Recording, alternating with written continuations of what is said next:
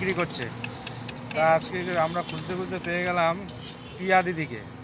তোমরা দেখতে পাচ্ছ বন্ধুরা, পিয়া দিদি বেশ চুরমুর মাখা দিচ্ছে আমাদের মাত্র 20 টাকায় এতখানি কোয়ান্টিটিতে। তা আবার দেখো ঘি, এই সরি টক দই টক দই দিল উপরে আবার।